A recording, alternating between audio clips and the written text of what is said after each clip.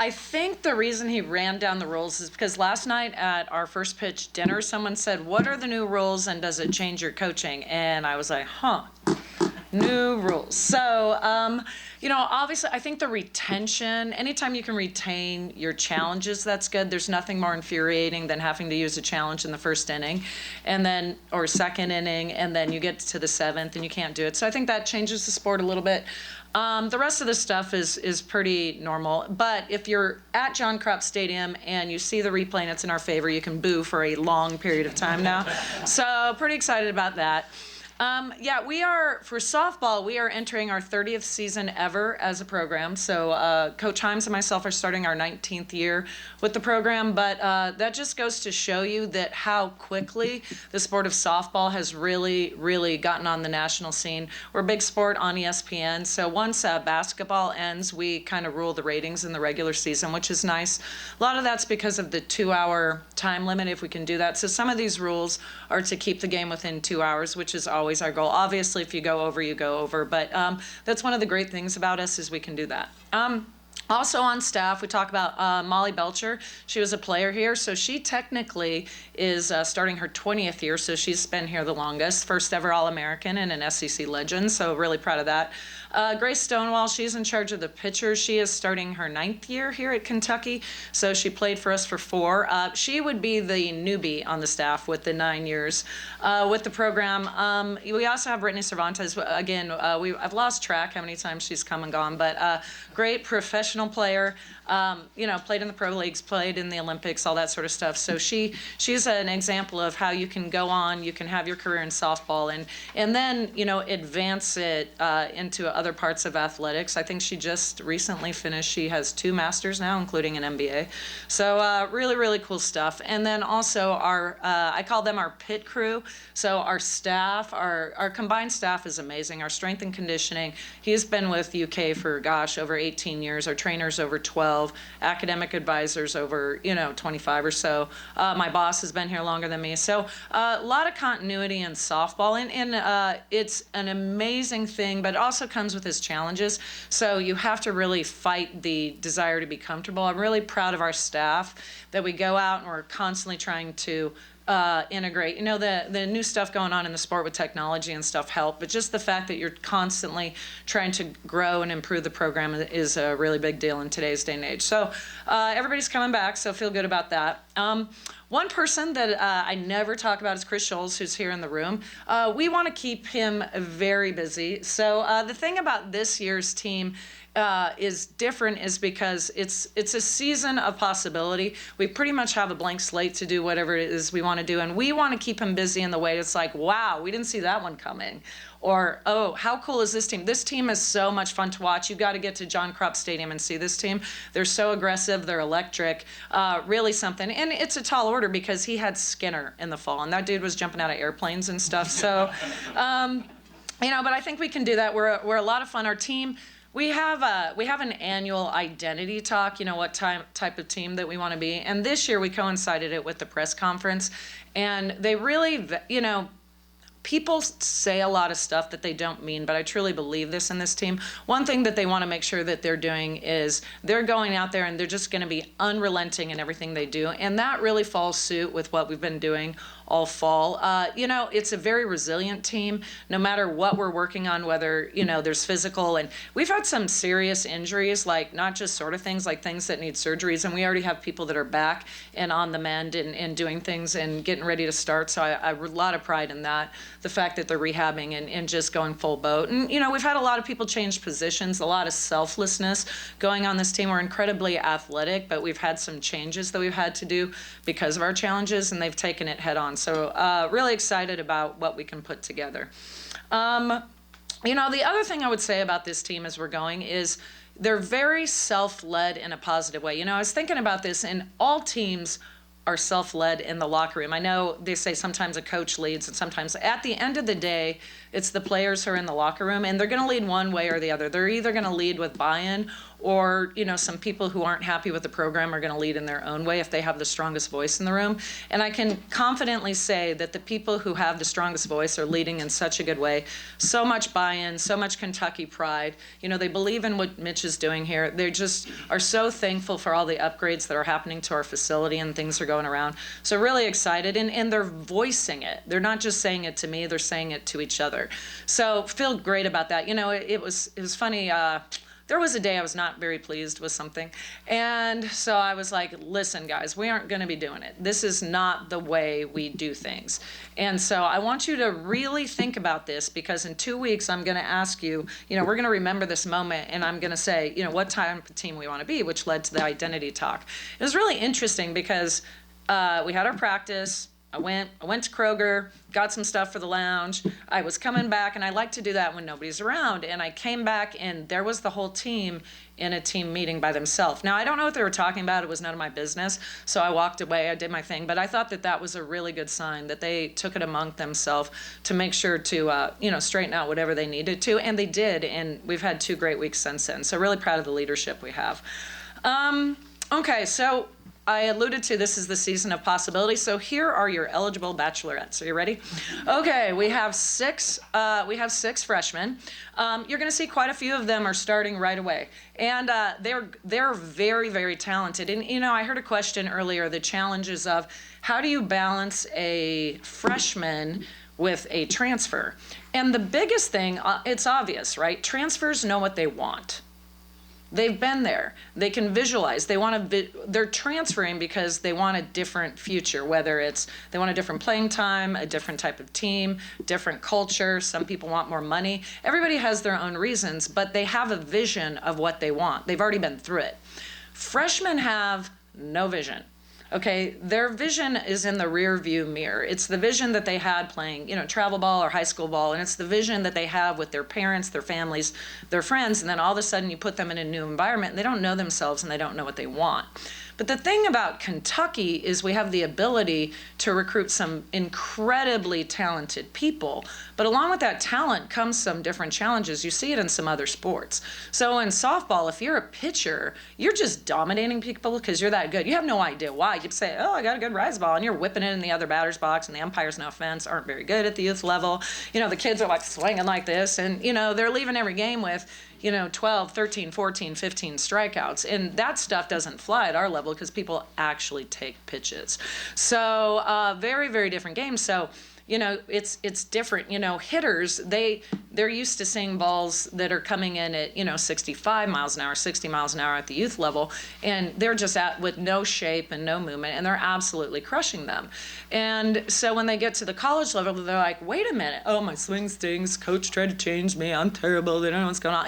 And you have all this, and every single player goes through that when they're a young person. And the thing that I love about this team is they've fast-tracked through all that nonsense.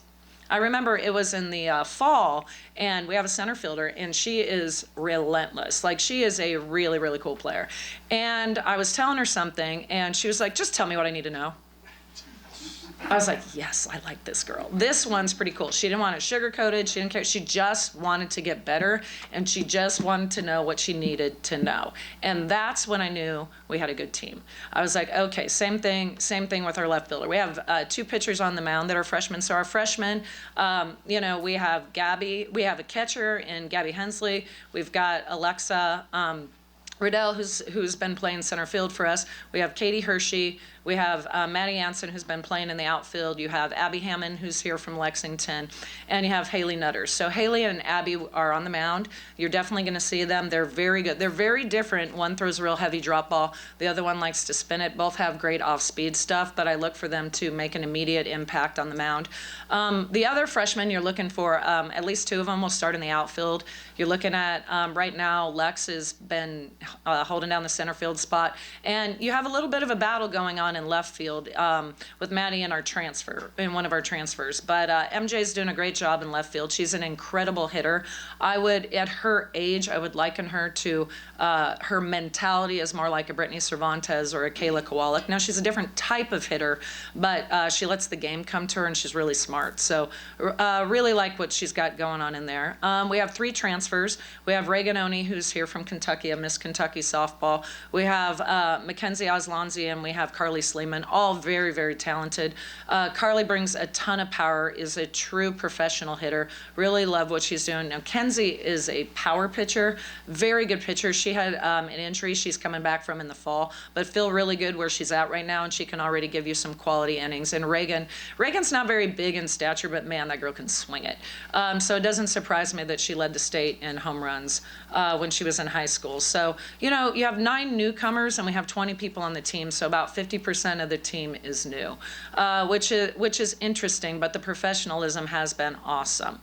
When people key in on our returners, when they're keying in on our offense potential, the ones that always come to mind, obviously, are you've got Allie Blum, who has moved into the infield for us, which is her true position. So right now, she can play either middle infield position at a high level, but right now we have her at second base. You have Carissa Hamilton, who she has the knack of coming up with some really big hits in some key moments. So really feel good about what she's got going on. She's had to make the move to first base because we had an injury to our first baseman, who was the only returner we had coming back in the infield, and she went down. So been trying to figure out the first base position a little bit. Carissa Hamilton's been very selfless in moving over there. She's got a really long, tall body, and she's a really big team player. So excited to see what she can do. And then obviously you have Peyton Plotz, who's here from Lexington, very steady, really good hitter, has power to all fields. Her and Allie are our headliners who are returning from an SEC stats standpoint. Those are the ones people are keying in on, but we have quite a few people that can back them up, so I feel good about that. And then last year we had another Ava Emmert, who's also from Lexington. She redshirted last year, so tons of power. Really excited to see what she can do with her opportunities. One thing that we need to do as a program is one thing we're absolutely known for is our stingy defense. We're very gritty. We're very good in the circle. That's something that this has sustained this program for the last 19 years in all of our postseasons. And we kind of got away from that a little bit. And again, I go back with the returner thing. When you're young and you're a freshman, you don't really have to play a lot of defense. So when you key on hitters, you bring in offensive potential in your lineup. Sometimes they come with great defensive potential. Sometimes they need work.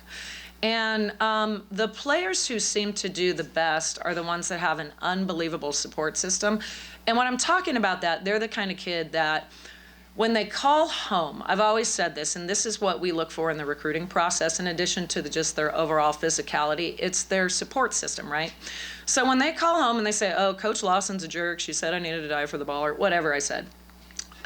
If they call home and their parents like, you're right, she is a jerk, but you're right. Remember that time 12 weeks ago that she didn't give you enough milk? I don't even know what they say. But when the word comes with but, boom, boom, boom, that kid's got a harder road to excellence, right? But if they call home and it's like, okay, gosh, practice was so hard. We had to do this. The fungo was all over the place. The sun was windy. What do they expect from me?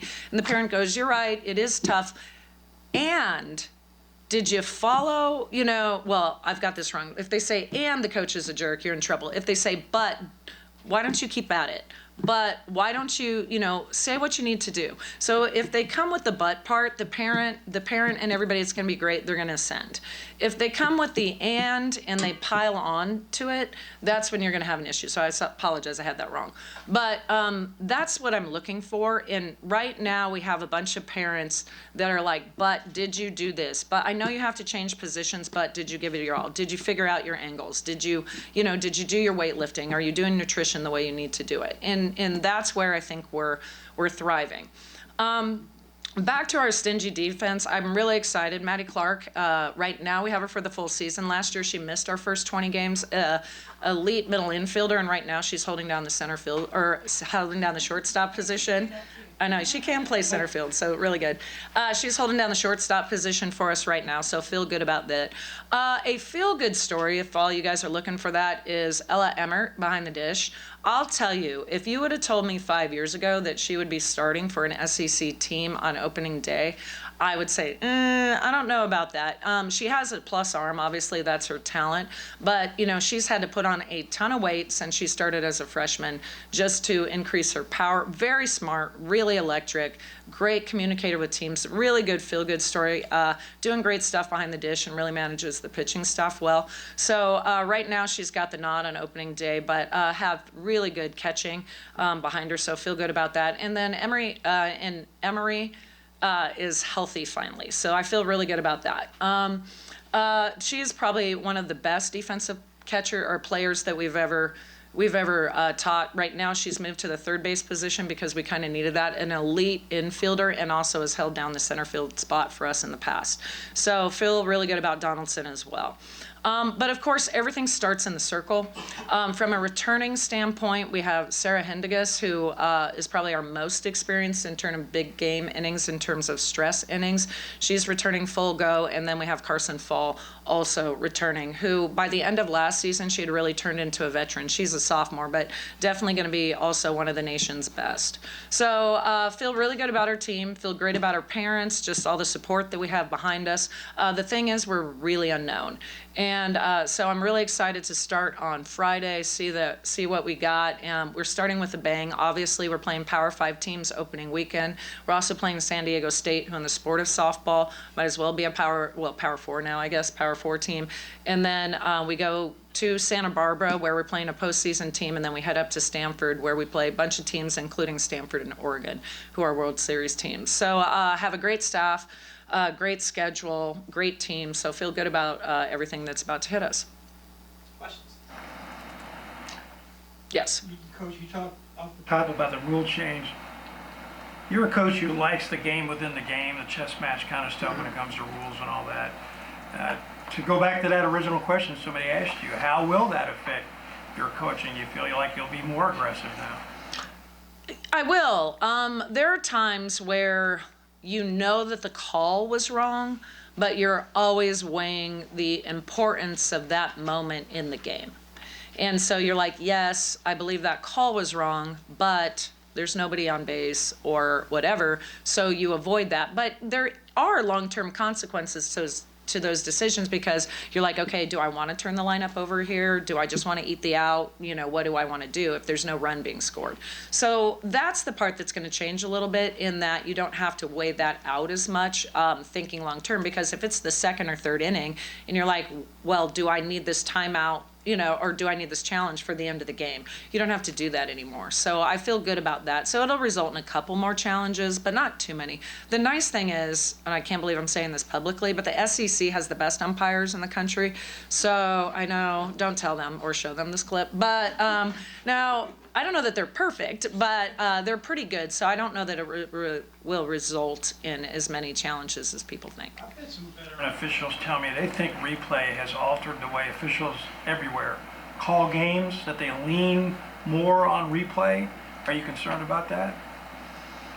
No, it might add to the length of the game. A prime example in softball is the fair foul situation. So they're actually taught to call the game, anything within doubt, to call it fair, because you can always turn it over and then put the runners back. So you see a little bit there, but I think the instinct of an umpire is to, get the call right on the field and try as much. I'll tell you what umpires can't stand. It's this on the video board thing that's about to happen.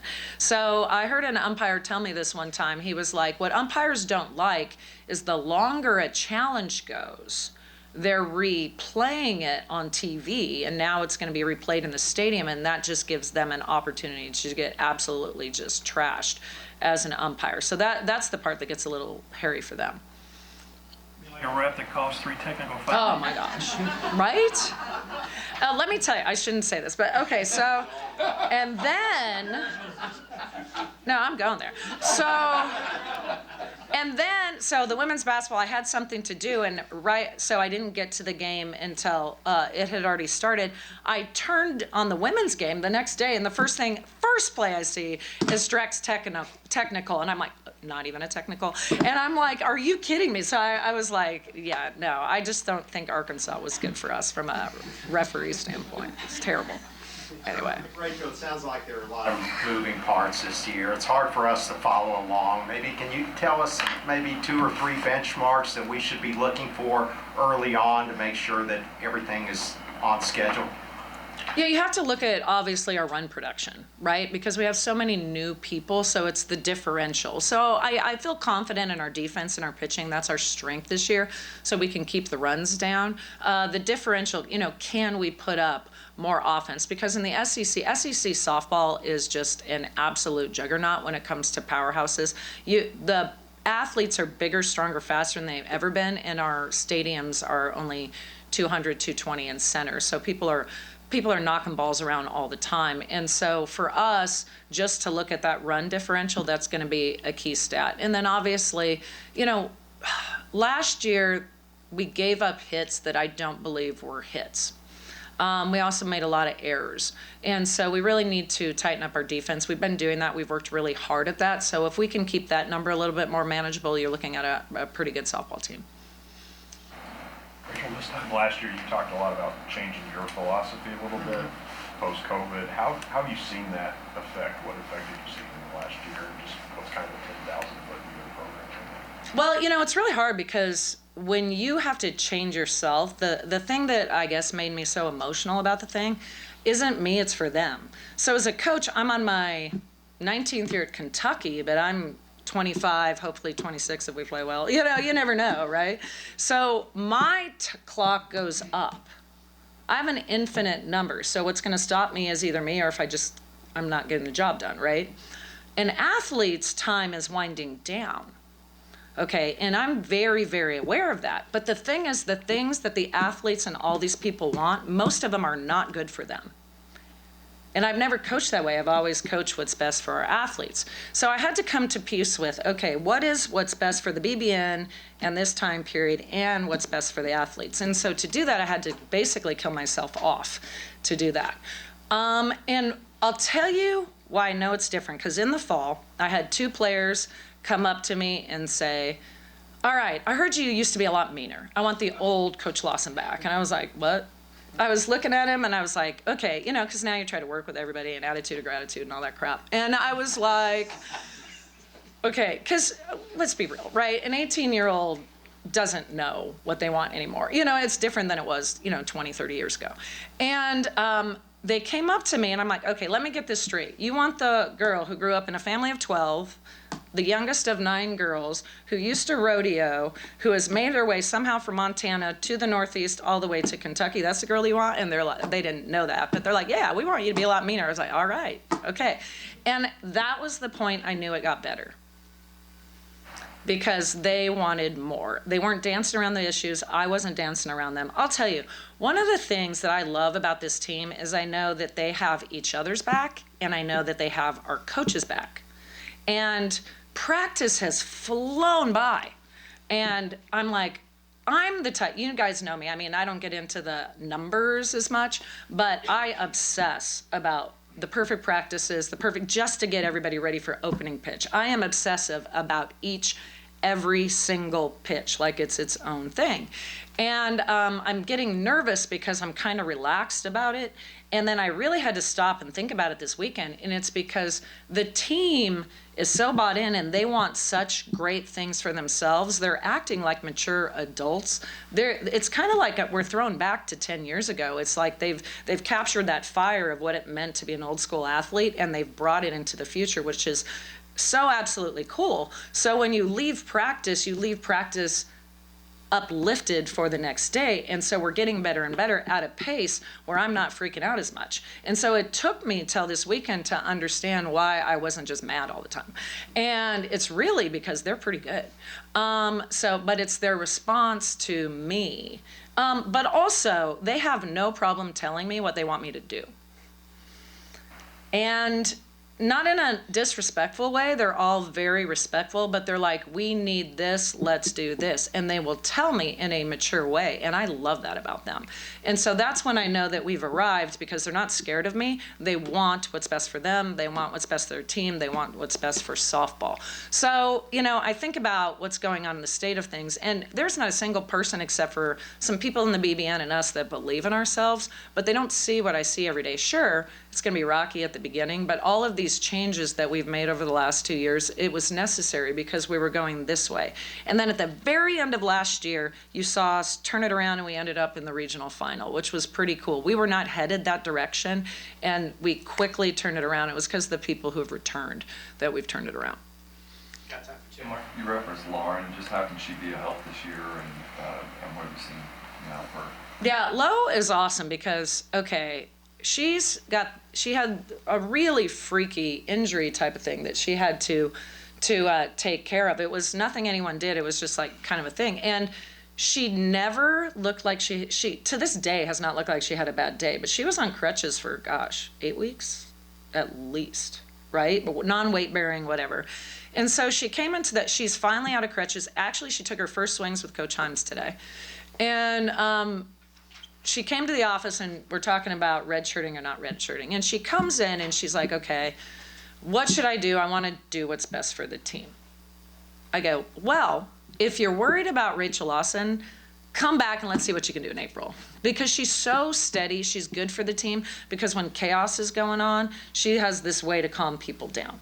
But I said, if you're concerned about Lauren, and she's like, yeah, and I want my parents, this was great. She's like, I really want my parents to have the senior year experience. It's like, you want your parents to have the senior year experience. And then it did bring it home. Doesn't every kid want their parents to have a great experience, right? And so Lauren is the type of person who, she can sit there, she can be calming. She has no quit to her, which is really, really cool. But the thing that I've loved the best is immediately when she got hurt, we had other players step up and say, wow, she's a big player on our team. She's mature, she's experienced, and we need to take over this role. And Lauren's helping them do that, which has been pretty cool. So, did she make her decision? Well, we kind of made it. No. I mean, she's got to do what's best for her, and her parents need that senior year. If you knew her dad, he's got to have that year. So anyway, I don't know if I'm supposed to say this stuff, but she's redshirting. Who cares? Okay, here we go. I mean, they'll figure it out by, hey, I don't know, we're 20 games in and she hasn't swung. So, I don't know. Sometimes you wish we were the sport of football. Like in football, how many games can they play and then just magically they get a year back? I don't know how that works. But in softball, yeah, it's 4 until it's 8, until it's 6, until it's, who knows. But our sport, we don't have that, right? Baseball doesn't have that. So, you got to make the most of it when you can. One more. Okay, I'll ask it then. You want to talk about the SEC tournament? Oh, yeah. Okay. So, it's funny because the SEC tournament, awesome. It's going to be happening at John Kropp Stadium. There have been a ton of upgrades. Very thankful for all the work the university has put in. Now, they didn't do it for the SEC tournament. They really are all in on women's athletics. If you've seen what we've done to Memorial Coliseum, if you've seen the Cat Center, all the support that they're putting into all the sports. So I have no doubt that it was going to happen anyway, but the fact that SEC tournament's happening may have changed the timetable a little bit, but the university has been unbelievable. With that said, we are hosting the SEC tournament this year. It's the last time it's going to be on a college campus for the foreseeable future. So, we have our operations staff is amazing. Sarah's been unreal, making sure all this stuff. It's the first projects I've seen actually go on time. So the amenities are not only fan amenities, but they're also for our team, and what we've done in our batting cages and our indoor have really brought us up to the future. So feel really good about all that stuff, but we will be hosting it this year. Tickets will be going on sale in a couple weeks. They will sell out within a day. So if you are a Kentucky fan and you want to be part of the SEC tournament, I recommend that you get on, as soon as they're announced, you get on the horn and you get your tickets. All right, we'll now move into the team room in there. The baseball